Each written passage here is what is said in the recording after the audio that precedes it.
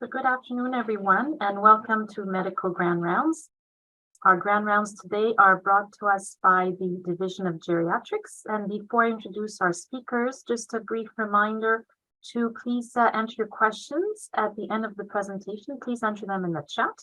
As well, please answer a brief survey that will be sent to you after the presentation. This will let us know that you were present today.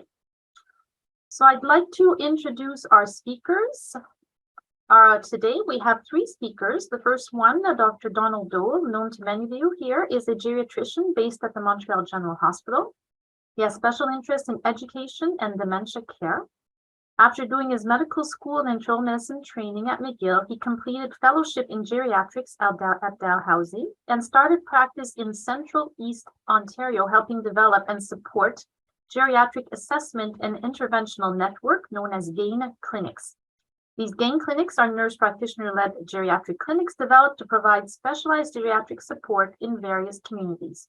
Here he developed his interest in education, program development, dementia care, and partnerships with nurse practitioners before returning to Montreal to pursue these interests back here. We also have Shannon McNamara, who is a nurse practitioner who studied nursing at John Abbott College and then went on to get her bachelor's degree at Université de Montréal.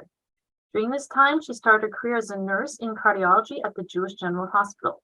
She returned to University of Montreal in 2004 to pursue a master's degree and certification as a nurse practitioner in cardiology, graduating with the first group of NPs in Quebec in 2006.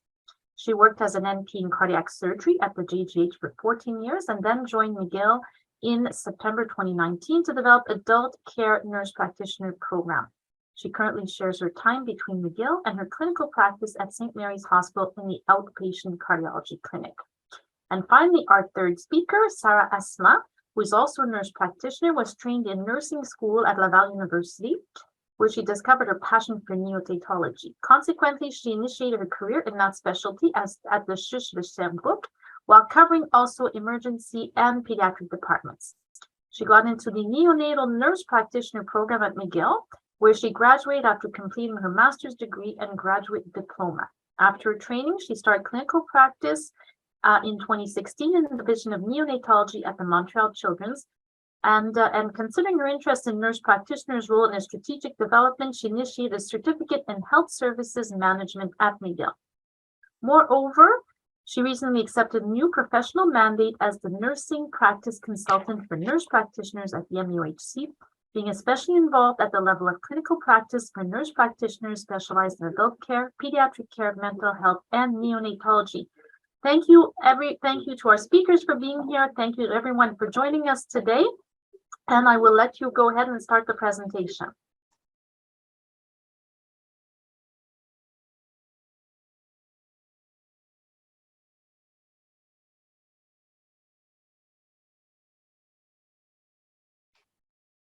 Sorry about that. I forgot to unmute myself. Thank you, Dr. Giannetti. So I am Shannon McNamara. I'm going to start the presentation. I realize that I put the wrong date down at the bottom. I am 2 years behind myself here, but otherwise we're going to get started. So the goal of today is to understand the evolution of the nurse practitioner role in Canada and Quebec, and to see the current nurse practitioner role within the Quebec healthcare system, to understand the role of the NP at the MUHC, to welcome the collaboration between physicians and nurse practitioners, and to learn about a collaborative model between NPs and MDs. So again, that's the plan. Sorry, we have no conflicts of interests. So again, Dr. Giannetti introduced us, but I just put the 3 slides of the 3 of us. So Dr. Doell is also the medical director of the nurse practitioner concentration at the Ingram School of Nursing at McGill University. I am the nurse director of the adult care nurse practitioner program. I am responsible for putting together the entire program that the students are going through right now. And Sarah Asselin is joining us from the MUHC, and she's responsible for the professional practice education, workforce organization, and research for nurse practitioners. So a little bit about the history of the nurse practitioner role. So it actually started off, we've been around for a long time. It started in the United States. The first program actually started in 1965 to meet some of the rural needs of the American population. And it gradually gained in popularity, and nurse practitioners have been working ever since within the United States. They did not have some of the waxing and waning as we did in Canada, and so therefore, in a lot of ways, their role is much more developed than ours is here in Canada. So a little bit about us in Canada. So nurse practitioners first started in Canada in the later 60s and gained popularity in the 70s, and basically was to allow for better access to healthcare to rural Ontario. The lack of legislation and standardization of training caused a waning in the interest in the role, and as well, there were some issues with remuneration for the NPs as well. All right, so I'll start back to the 1990s. With the healthcare reforms, they gained renewed interest in the nurse practitioner role, standardizing education, entry to practice, and along with budgets for salaries. In 2003, here in Quebec, the Quebec Nurses Act opened the way for the introduction of 3 specialties, so cardiology, nephrology, and neonatology. In 2007, further changes to legislation were made to allow for the addition of primary care nurse practitioners. Mental health and pediatrics were added in 2017 here in Quebec. And in 2004, there was a Canadian nurse practitioner initiative that developed a framework for the standardization and sustainability of the NP role within Canada. And then Quebec, we joined in as part of that as well. In 2020, so the first NPs here, we came into the healthcare system in 2005, 2006. We graduated from Quebec University, so Université de Laval and Université of Montreal. In 2020, further amendments were made to the Nurses Act to allow for the expansion of the nurse practitioner role. And these were made to better reflect their education and training. The goals of the changes were to improve access to healthcare and services to patients. And Law 6 came into effect January 25th, 2021. So a little bit about the background in education. So conditions into the program for nurses to come in to become nurse practitioners. So they need to be good members in good standing with the Order of Nurses. They need a graduate or undergraduate degree in nursing. And they need a minimum of 2 years full-time, so 3,360 hours of clinical practice in a hospital setting. Oui. Du monde m'a appelé aujourd'hui. Oui, c'est moi, elle va pas bien. Oh, all right. Other conditions, so that's for everybody in general. In terms of the adult care, we really need 2 years in a hospital setting. For pediatrics, it's in a pediatric setting, mental health in a mental health setting, neonatology in a NICU setting, and in primary care within a healthcare setting. And we really do insist on those 2 full years of practice because we want people to come in with a good basis of their practice before becoming nurse practitioners.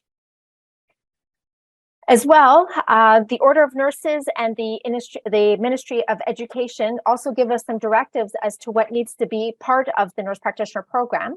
And so this is from the Ligne Directrice. And so it tells us that training in advanced nursing practice has enabled nurses to deepen their expertise in nursing and acquired advanced knowledge. So we do advanced pathophysiology, pharmacology, so they get general pharmacology and specific pharmacology to the specialties. They do advanced physical assessment. They do health and disease management and health promotion. As well, part of the ministry's recommendations is that there is a 75 credit graduate training program leading to delivery of a specialist certificate.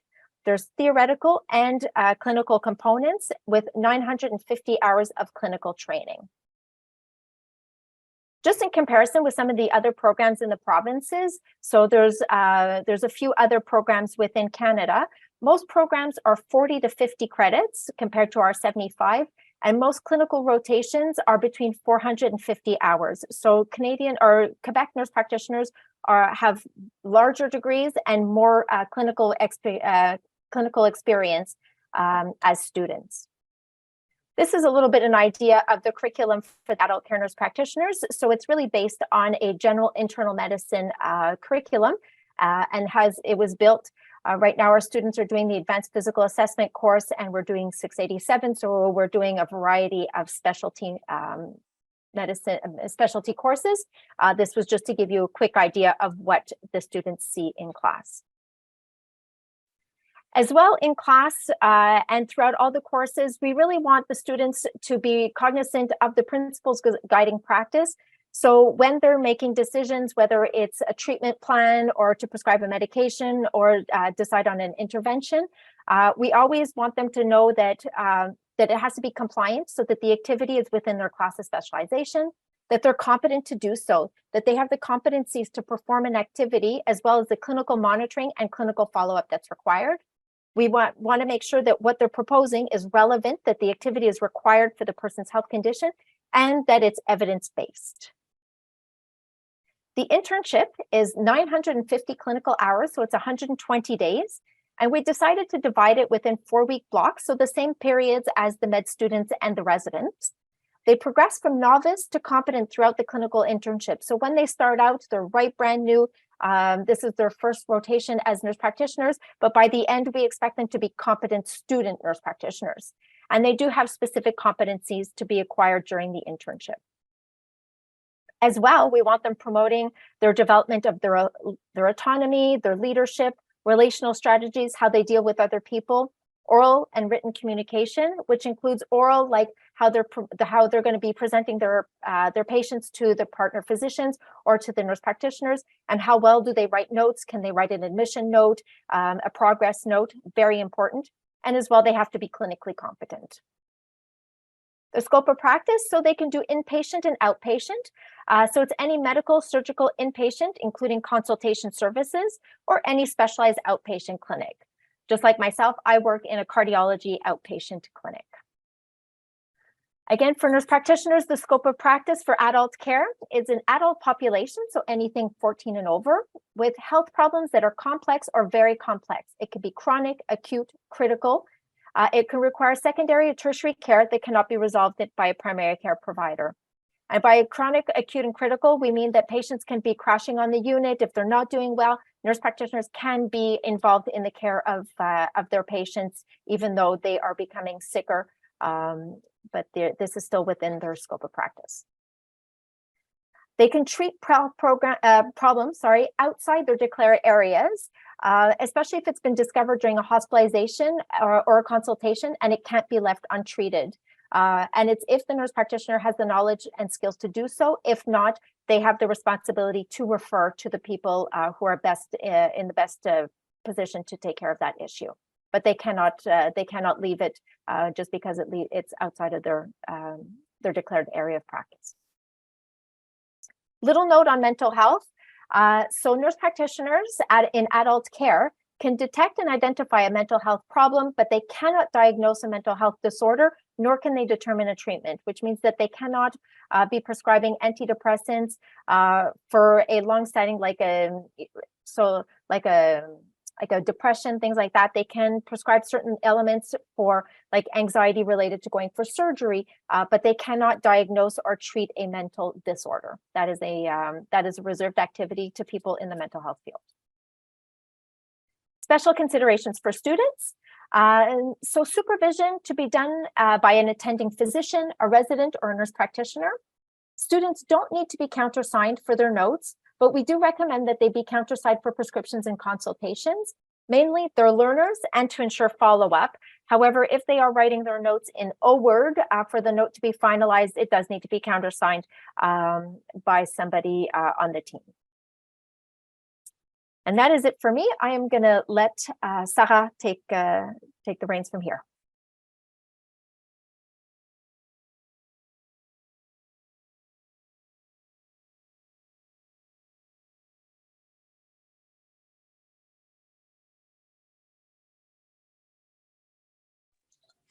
Thank you so much, Shannon. So good afternoon, everybody. First, I want to thank Shannon and Dr. Doell for accepting me as a last-minute addition to this talk. I'm very grateful for the collaboration and honored to get a chance to talk to you today. Although, before starting, I do have an important disclosure to make, which is I am very passionate about the nurse practitioner role. Therefore, that enthusiasm will probably tend to my talk, so my apologies for that. Though I do hope that after today's presentation, you will get a bit excited as well about this subject, as much as we are. So as mentioned previously, I'm a trained neonatal nurse practitioner completing 7 years of clinical practice at the Children's.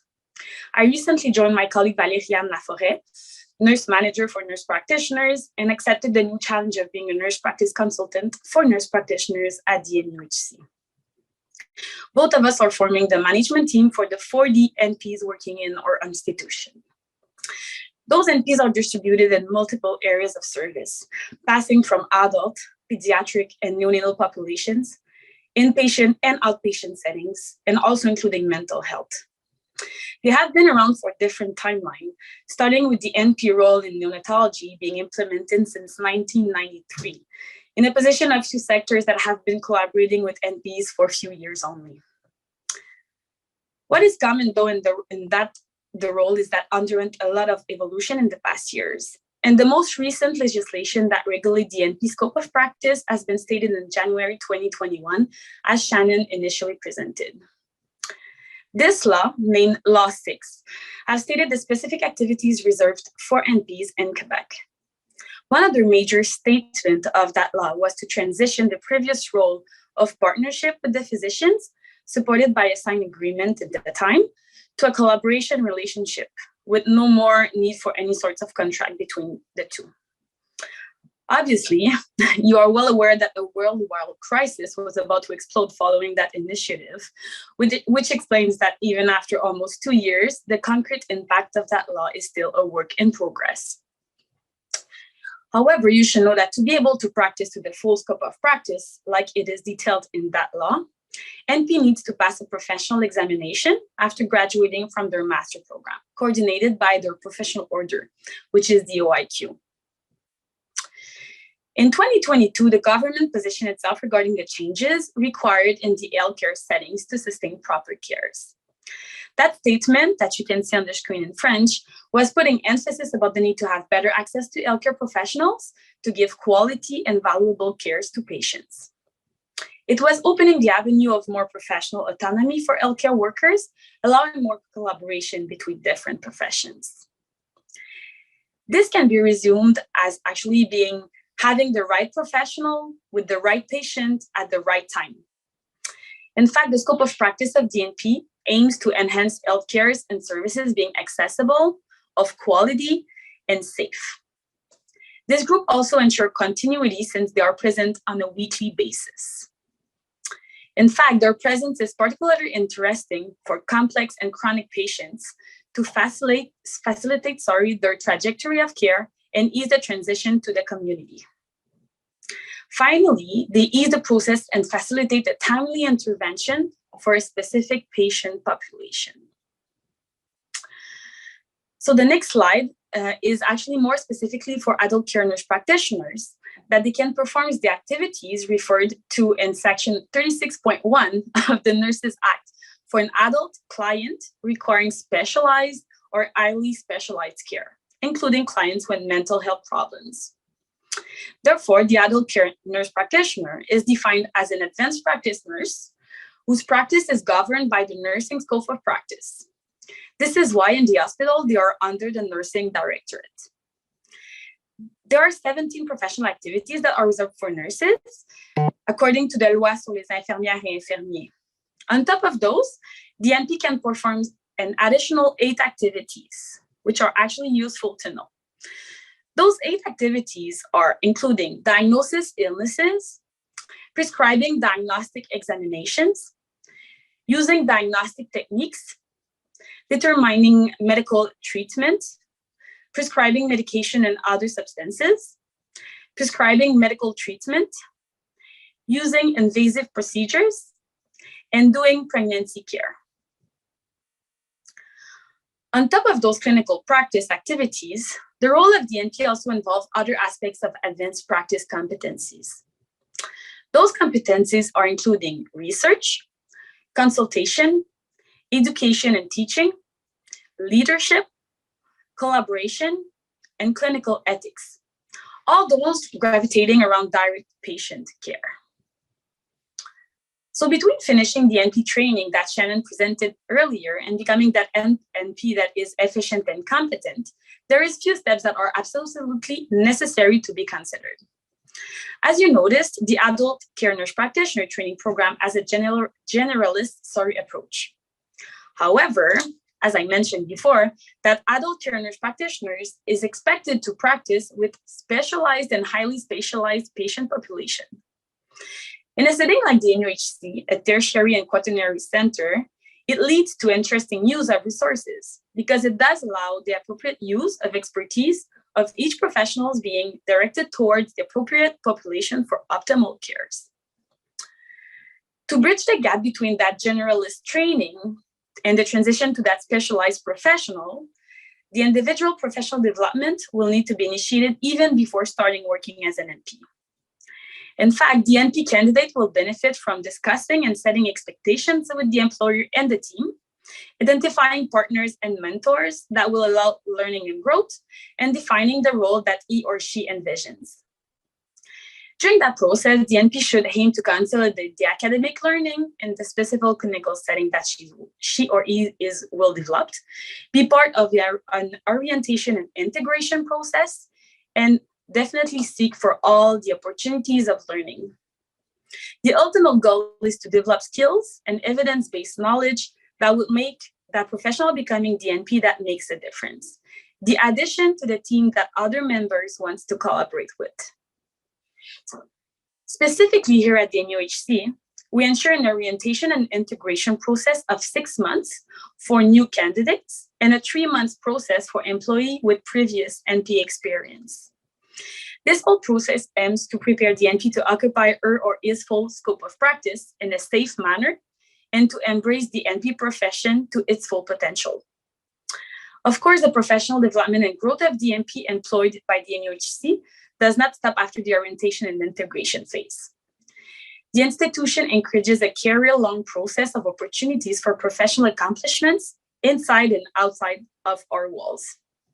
Each phases of professional development, as described by Patricia Benner in her nursing theory, will be supported and opens the floor to multiple great opportunities of contribution and collaboration initiatives within the organization, being aligned with the NUHC high standards of practice. On that note, I will let the place to Dr. Doell, who will present how that collaboration is concretely applicable in a day-to-day life.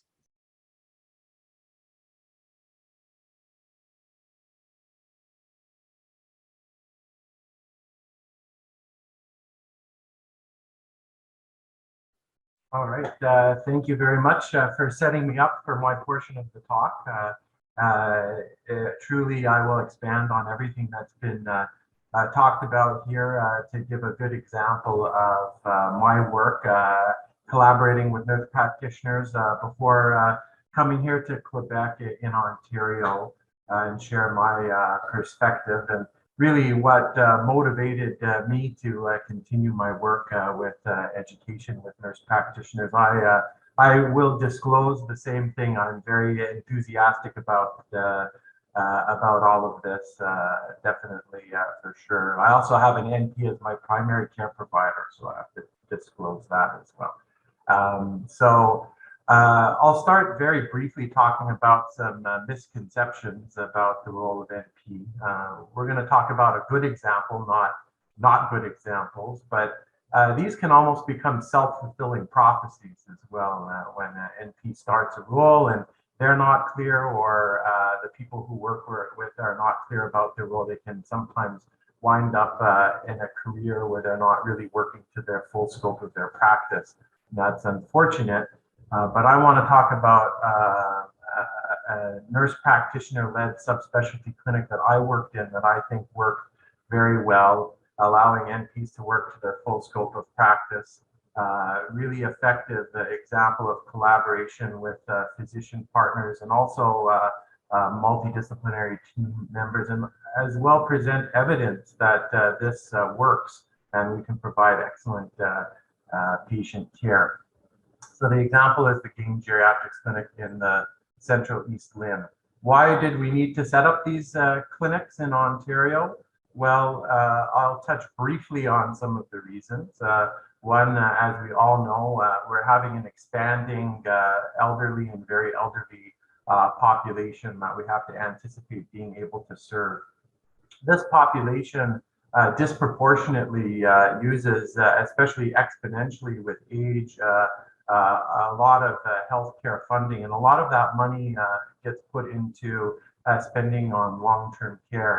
And in fact, Canada, as compared to other countries, spends disproportionately more on long-term care. But that's not necessarily what our elderly patients want. Our elderly patients would prefer to age and spend their last years in the community at home and not in a nursing home or long-term care. But you can see that Canada also disproportionately spends more money on long-term care than home care. So this is kind of the motivation to try to change that and try to focus on keeping people at home.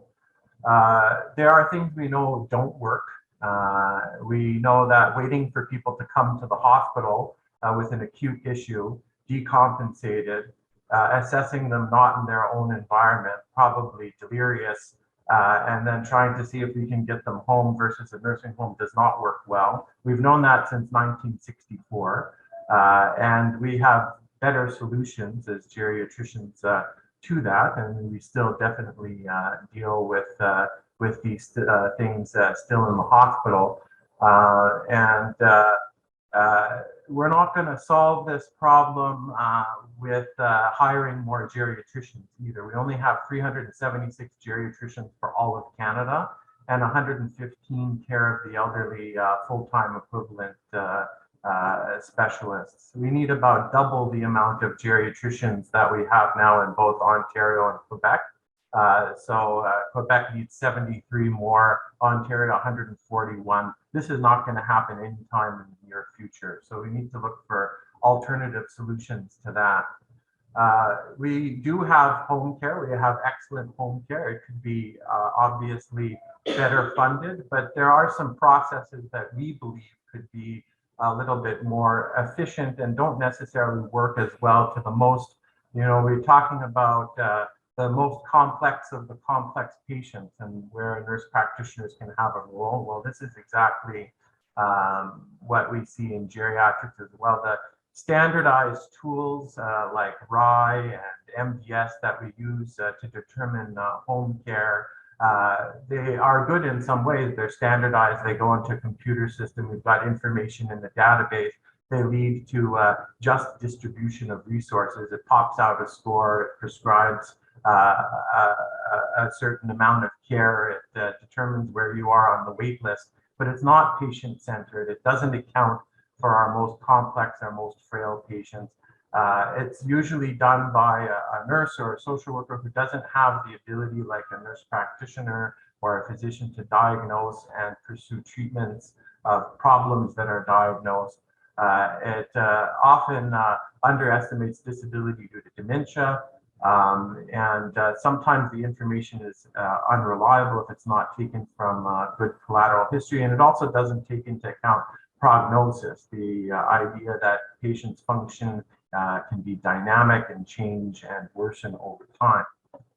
So how are we going to change that? Well, here's our target area for the geriatric clinics, the Central East region. So this is just east of Toronto. You can see in the bottom left corner the Scarborough area. So this is a urban, suburban, but also rural and remote area. And it has the distinguishing feature of having lots of old people, almost 20% seniors. At the time I started in Peterborough had the largest per capita elderly population in Canada, and Durham, which is next to Scarborough, had the fastest growing geriatric population in Canada.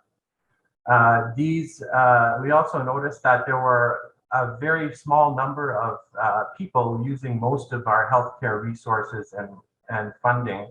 ALC users were 70% over the age of 75. Many of them had dementia. So we thought that this was a good opportunity to focus on this complex, high-need population and see what could be done. So we started with 4 hospital-based teams and then eventually expanded to 10 community-based geriatric teams all over the region. The problem was we only had 3 geriatricians when I started to cover 1.6 million population size in all this territory. So it would be impossible to have geriatricians alone serve this population. And so this is where the idea of having a nurse practitioner-led geriatric medicine supported and interprofessional team supported clinic came about.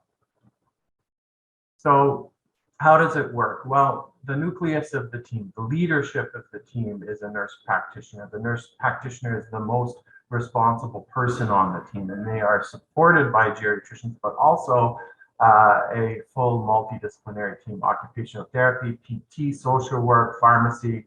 BSO is behavior support nurse, PSW, and also, very importantly, nurses that acted as at a direct relationship as coordinators with home care. Our team was not meant to provide home care. Our team was meant to coordinate and tailor home care and assessment to the most vulnerable patients. So we didn't really have much of an influence on the existing home care resources. Some teams had the additions of paramedics, dietitians, and speech language pathologists, but that wasn't on every team. And we also, interestingly, by using nurse practitioners, allowed us to take non-traditional referrals. So we didn't need a physician to necessarily refer to these teams. We had referrals from pharmacists, home care, the police, paramedics, even family members themselves, and many of these very appropriate referrals and assessments.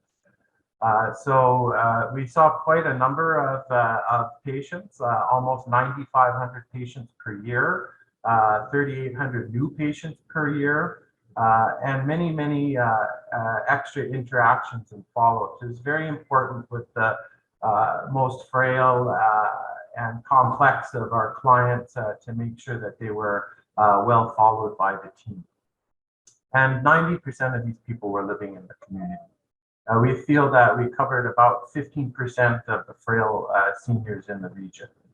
Most of them living at home, some in apartments, but also other settings like assisted living, but not CHSLD or nursing home. And in terms of some of the demographics, what's important here is that 93% of these patients had cognitive problems, either mild cognitive impairment or dementia.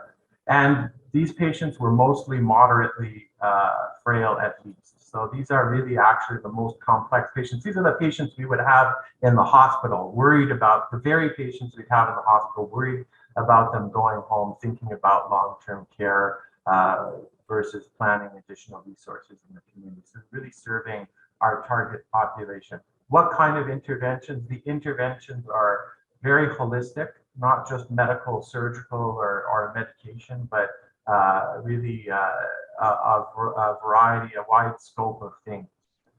How does the nurse practitioner work on this team? Well, they are the leads of the team. They're the nucleus of the team. They often were the ones who take leadership in terms of new initiatives, new research. It may seem like a lot of this was well planned ahead of time, but we actually learned and developed things along the way. And the nurse practitioners were a very important part of taking leadership in doing that. The nurse practitioners work with members of the interprofessional team to collaborate with geriatricians as well, take leadership in terms of assessments, prescribe treatments, make diagnosis, develop management plans, and then modify those plans. So really working to a very full scope of practice. So one thing we noticed in terms of developing things along the way is that we had many different hospital teams, many different clinics, and we needed really good guidelines to make sure that our practice was well understood and standardized, and it was clear what everybody's roles were. So we created I think it's about a 70-page document, which is our operating guidelines. And in here, we define everybody's role on the team, including that of nurse practitioners. We made sure that the role of the nurse practitioner in the clinic coincided with what was expected in the core competency framework from the Canadian Nursing Association. And we made sure that it was very important to define the nurse practitioner's role in terms of collaborating with physicians, how that collaboration could take place, and then also the relationship between the nurse practitioner and the patient's primary care provider. We were not assuming primary care of these patients. We were really working as consultants in an adult care nurse practitioner role. We defined clearly to what was meant by the most responsible provider. So it was clear the nurse practitioner role in that, and how they would work with, and their work would differ from that of geriatricians or primary care providers. And this is all directly from the operational guidelines. I'm not going to go over everything because I don't have the time, but just to say that it was important to define these things. The other thing is that we didn't have 25 nurse practitioners specializing in geriatrics to start working on the clinic. We had to train people. We also had to train other interprofessional team members who might not have experience in geriatrics. And so we had to develop a competency framework specific to the practice of geriatric medicine.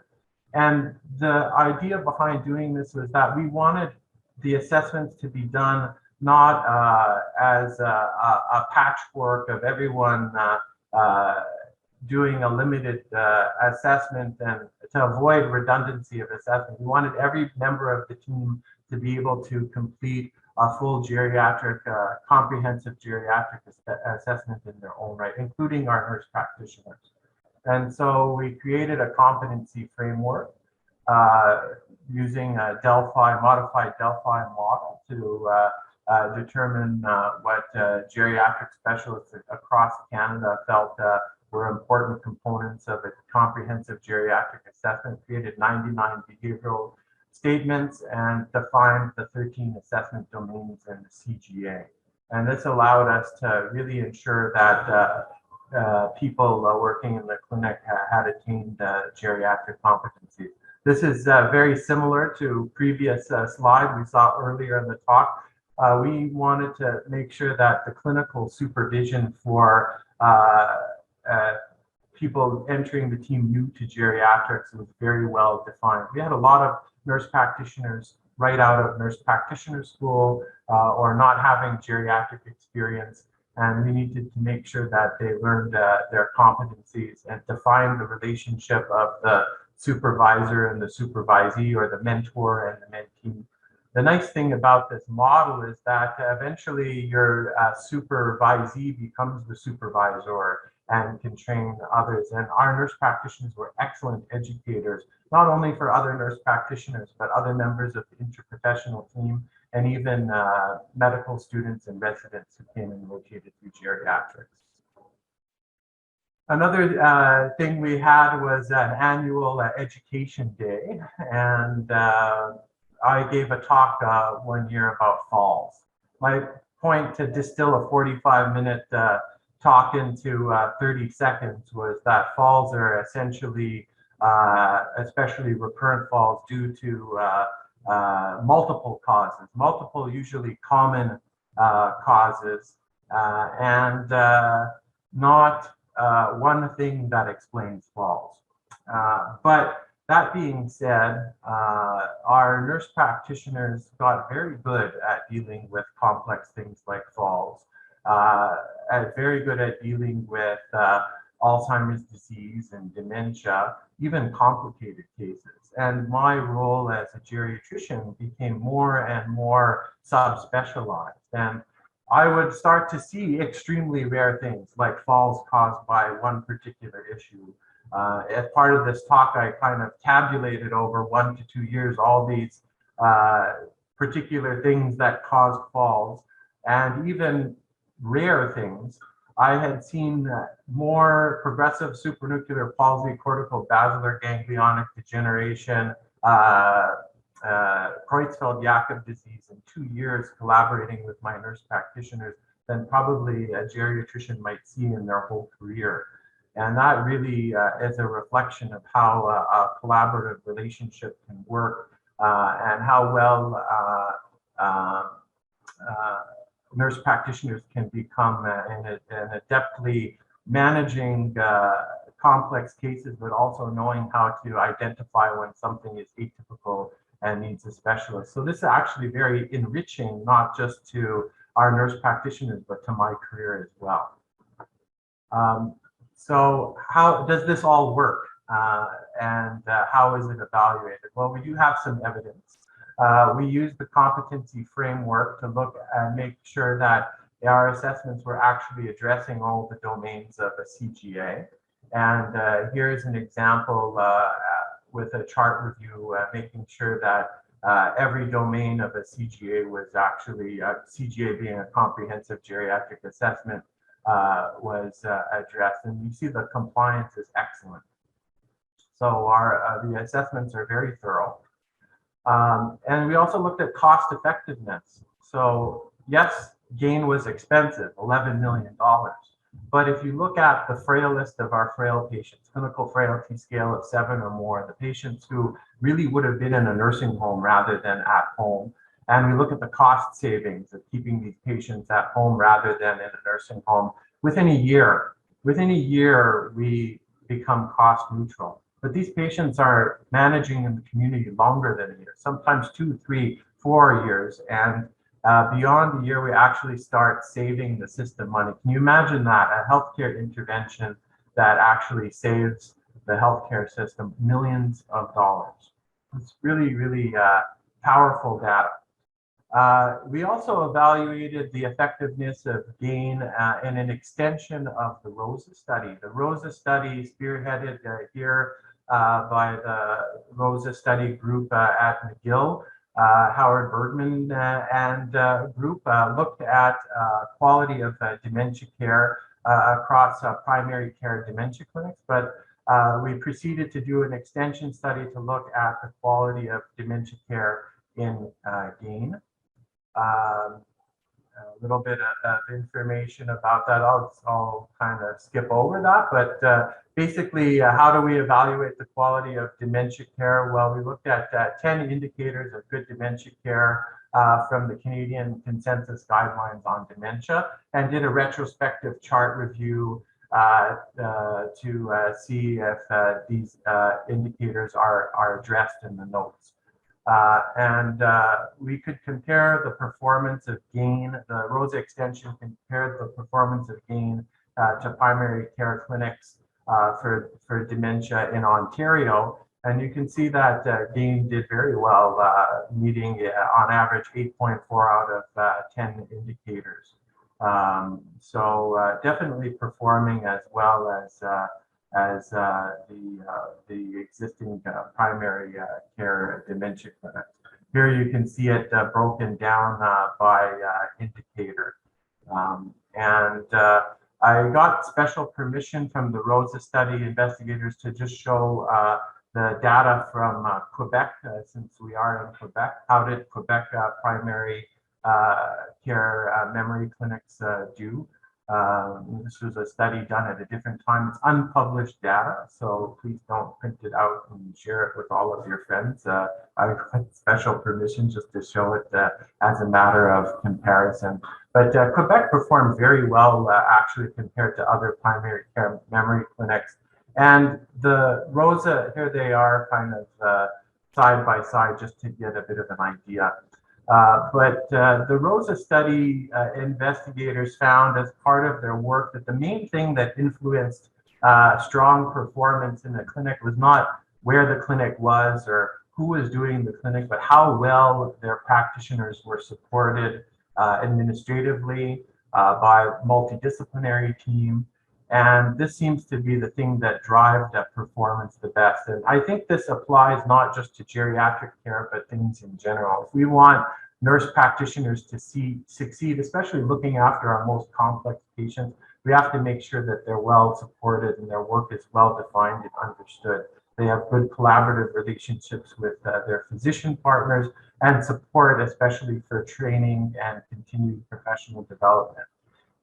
If we took a nurse practitioner and put her on the 17th floor here at the MGH with a pencil and a mocha and wished her good luck, we're not going to get the same kind of data that we've got with the nurse practitioners in this kind of clinic. And I think that's kind of the final point that I want to make, trying to put things all together.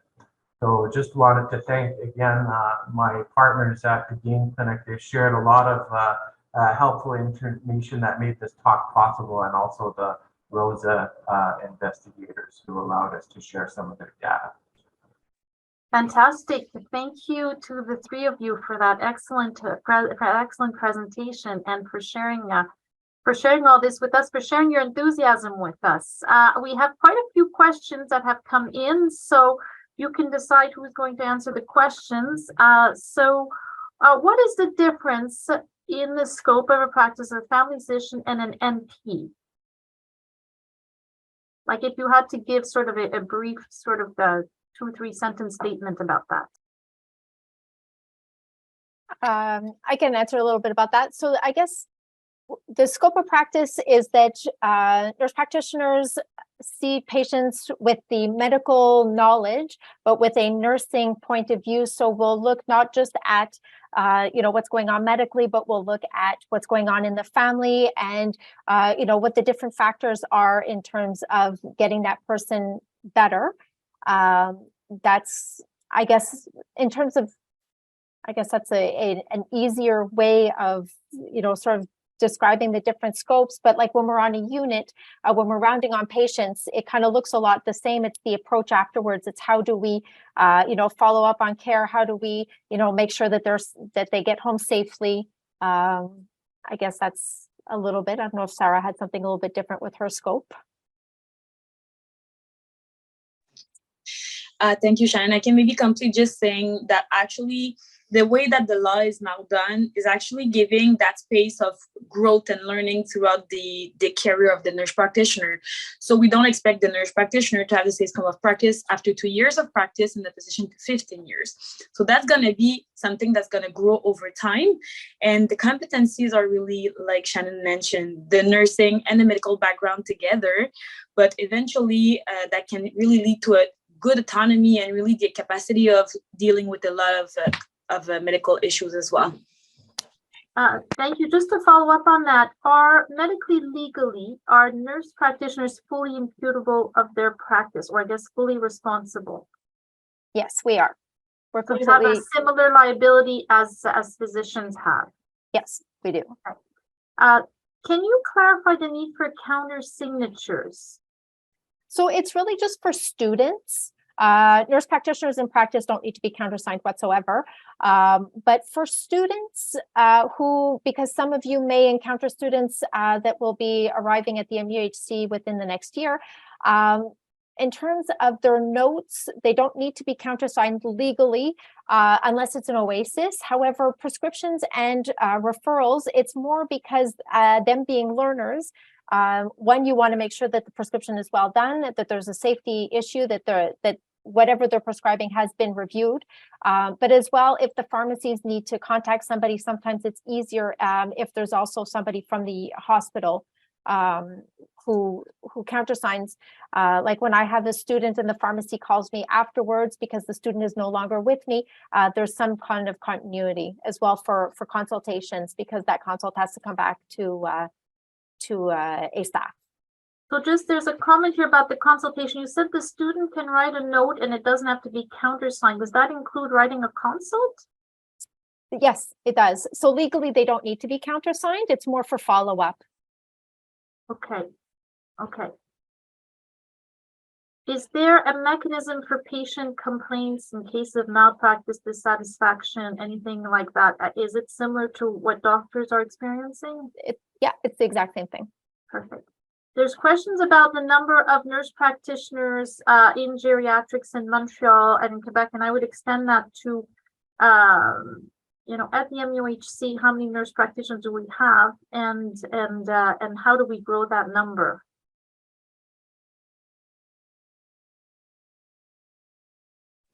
Shannon, do you want to go ahead with Quebec and I can pitch in with the MUHC status? Sure. Sure. So there are just over 700 NPs in practice throughout the province. About 2/3 of that are in primary care. There are about 200 in adult care, and then it trickles down pediatrics, mental health, and neonatology. So that's about what it is in the province to this date. And sorry, how many are in geriatrics? In geriatrics, so I'm at St. Mary's. There's one. She just got hired. She's a brand new graduate. I don't know Sarah at the MUHC. Or in Quebec, I guess that's really the question. In Quebec, they're a little bit everywhere. So I don't know what the specifics of where everybody is. I don't think anybody knows actually. Sorry? In terms of like, because they don't keep statistics on specifics. The Order of Nurses probably does, but it's not something that's known to the general population. We have to get that's Dr. Bouri who does all the stats on care of the elderly and geriatricians across Canada. I think we have to get him to add nurse practitioners to the group.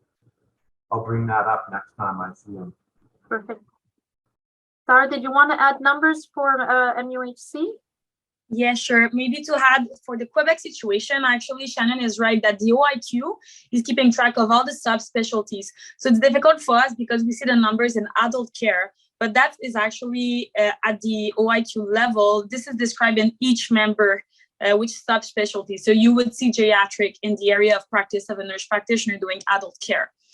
Now at the MUHC, so as Shannon mentioned, the adult care program is quite new. So we've been integrating and orienting few of adult care nurse practitioners in the past years.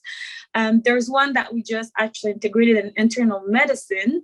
However, there's no one right now specifically dedicated to geriatrics itself. But it's as I said, it's really an ongoing discussion with the teams and looking where there's benefit in the institution to actually integrate some of the new employees that we hire.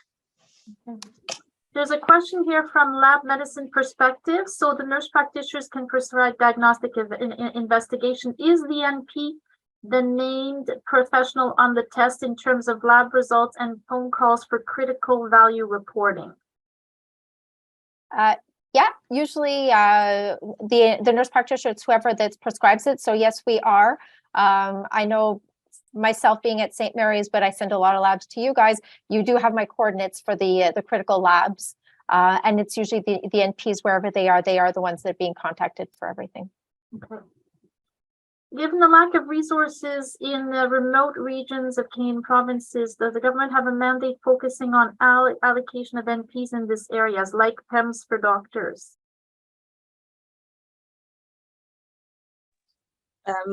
You want me to go on, Shannon, with that? Sure. Right. Just if I understand the question properly, is that the government is actually looking at all the institutions throughout Quebec and the needs and the volume loads of patients and the resources that are available, and each actually center do the exercise of looking at their needs. They submit that to the government, and then after the government is giving up the positions. So it's a bit like the PREMS indeed, that there's few positions that we're allowed. So it's not like we hire as much nurse practitioners that we want. We have some numbers that are given to us, and then we can do the hiring process. So there's really numbers, and you can see that map on the government side actually. Are there studies that compare the number of referrals that are put forth when a patient is seen by an NP versus a primary care practitioner? So number of consultations requested by an NP versus a primary care practitioner. I don't know of any studies looking at that. Do you, Sarah? Or Dawn? The major load of studies that I know of are actually looking at the length of stay of patients and the flow of patients, which we know it's shorter. However, the consultants, I would be tempted to say, with the collaboration that is there with the physician, usually when the nurse practitioner is going to have an interrogation or uncertainty regarding a fact, she's going to actually collaborate with the associated physician to actually ask her questions or whatever she has an interrogation about. So I would be surprised that it's higher, but honestly, I don't have that in front of my eyes though. I'm sorry. In our clinics, the collaboration and the consultation took many different routes. So we used the Ontario Telehealth Network. Sometimes we saw patients over video. Sometimes I just reviewed consultation reports and gave an opinion. Sometimes we would just discuss things informally in rounds.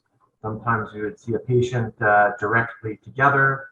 Sometimes I would take over management of certain types of patients. It really kind of, it depended, and it'd be hard to capture that all in terms of number of times collaborated. In terms of consulting outside, I think it's tricky because there's a lot of variables that could confound that. In terms of our NPs consulting more because they don't have the expertise, or our NPs consulting less because they don't know what they don't know, or vice versa. Does it go the other way around? I think that you'd have to be very careful how you interpreted that data and what it would mean. So the question here, I guess, which is very relevant for a place like MUHC, where we have a lot of these medical teaching, clinical teaching units with medical students and residents. Can you imagine a scenario where the NPs are incorporated onto those wards, and how would that work? Shannon, do you want me to talk about my experience working with trainees on a unit? Yeah, absolutely. Go ahead. So maybe I can translate. So I don't have the specific adult wards, but I did work in a high acuity unit for 7 years with trainees. And it's totally doable in the sense that we actually contribute to each other's learning. That's a good advantage. So we learn from each other. There's a support, and there's actually sustainability in the cares that we're giving.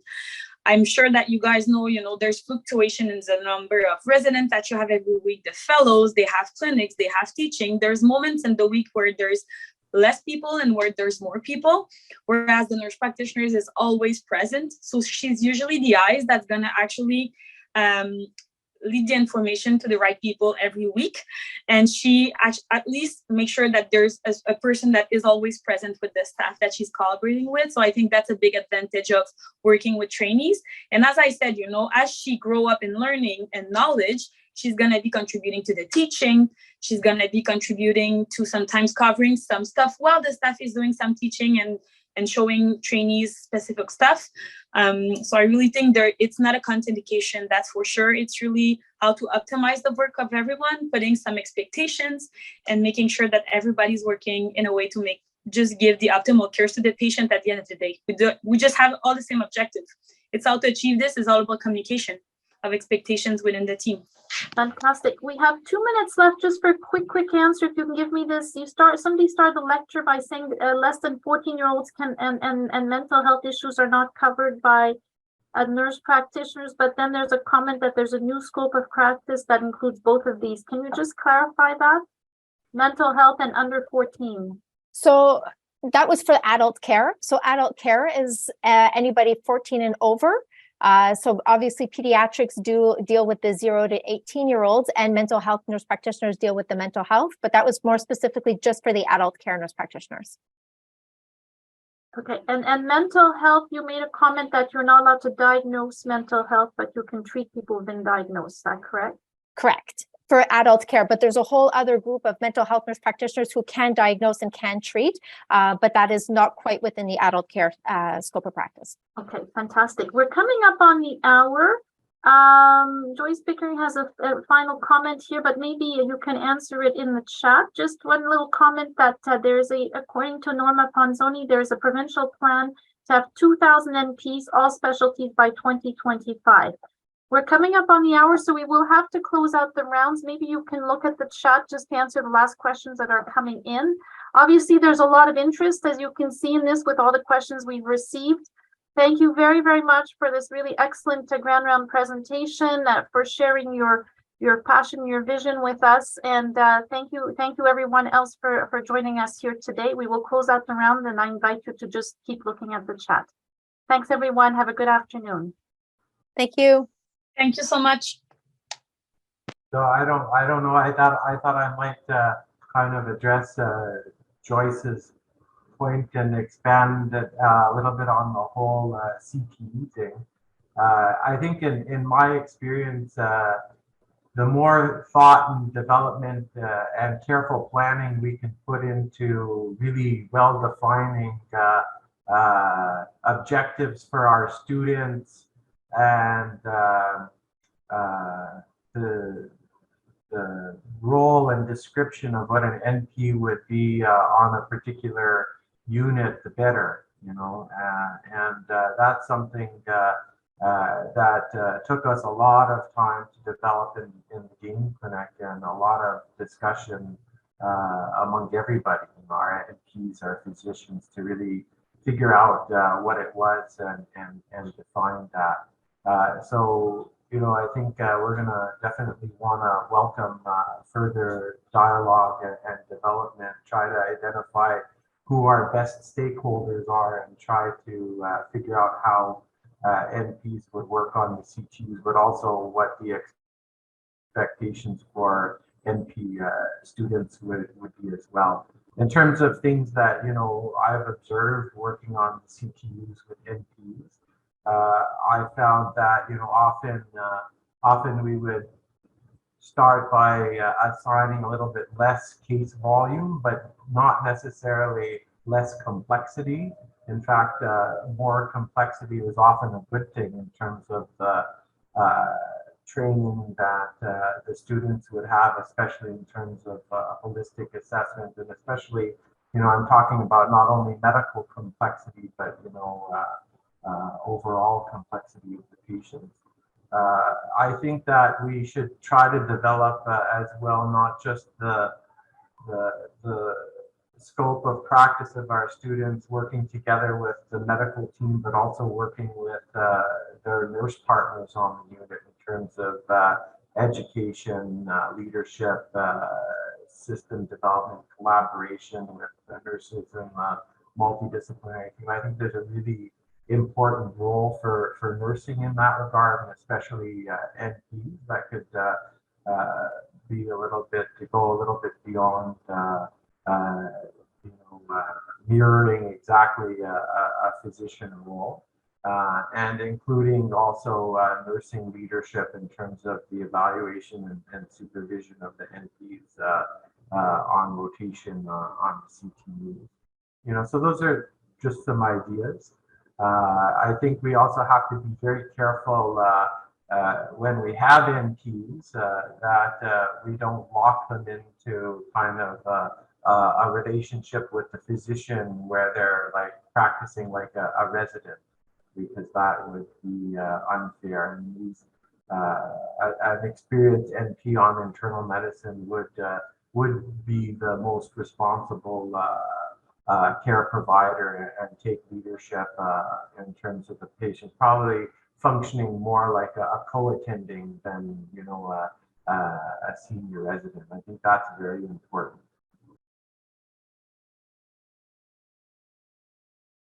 I think that was the last comment in the chat.